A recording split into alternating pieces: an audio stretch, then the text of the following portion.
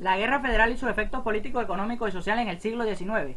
En 1830 nace el sistema oligarca y en él incorporó nuevos grupos latifundistas, teniendo el dominio de ellos. Estos grupos mantuvieron el orden de la colonia, la cual se basó en la explotación de la tierra. En 1842 comenzó una crisis que provocó empobrecimiento de los propietarios de la tierra. Los agricultores criticaban las políticas de Carlos Sublé por darle más importancia a las negociaciones del país en vez de darle respaldo a los agricultores. La revolución capitalizó el odio hacia los militares y sus aspiradores, los cuales se enriquecieron con el dinero público. Los políticos de esa época más representativos evitaron implantar la dictadura. El gobierno decreta el 8 de junio de 1858 la expulsión del territorio nacional a los políticos y militares de esa época, entre ellos Ezequiel Zamora, quien se fue a Curazao para estudiar la posibilidad de invadir el país, para asombro de sus compañeros. En Venezuela, entre los años 1859 y 1863, el motivo principal fue la lucha entre dos tendencias políticas, el federalismo y el centralismo. Esta lucha de adopción de uno u otro sistema envolvió al país en un período de lucha armada e inestabilidad política de la nación.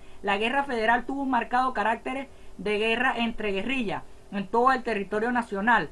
Predominaban las incursiones militares desordenadas y solamente se disputaron a dos verdaderas batallas, la de Santinés y la del Cople. Guerra Federal se define como el más amplio y profundo movimiento social armado ocurrido en Venezuela. Los federalistas poco a poco fueron dominando todo el territorio nacional, reduciendo al gobierno al dominio de solo un quinto de su territorio. La falta de recursos colocó al gobierno en una situación de absoluta impotencia y debilidad, por lo que Paz y Roa se vieron forzados a firmar la paz con los federalistas.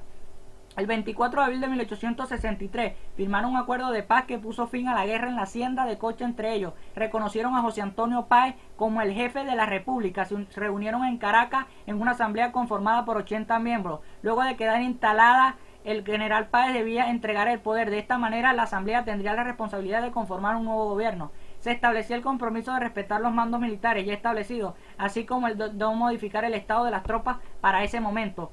Aún con los acuerdos firmados no se logró la paz. Algunos jefes militares siguieron la lucha armada. Muchos líderes de la guerrilla se enfrentaron entre sí y esto contribuyó de manera negativa en la situación de Venezuela.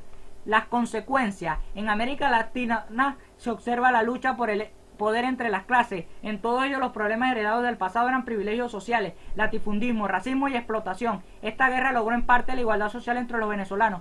Tuvo en general un balance negativo, pues el cambio fue poco. Entre lo más resaltante a nivel político queda establecido ante la ley la igualdad de todos los venezolanos, así como su derecho al voto, lo cual se considera históricamente como el gran logro de la guerra federal. Venezuela se convirtió en un estado federal. Las actividades agropecuarias se vieron seriamente afectadas. La mayoría de las tierras destinadas a la siembra y la ganadería fueron quemadas. Se perdió aproximadamente 7 millones de cabezas de ganado en una de las épocas de peor escasez de alimentos. Se acentuó el predominio de los militares sobre el resto de la población civil. Esto trajo como consecuencia que miles de personas se vieron obligadas a emigrar a otras regiones del país. El 15 de octubre de 1858 redactan el primer programa de la Federación, consta de 26 artículos.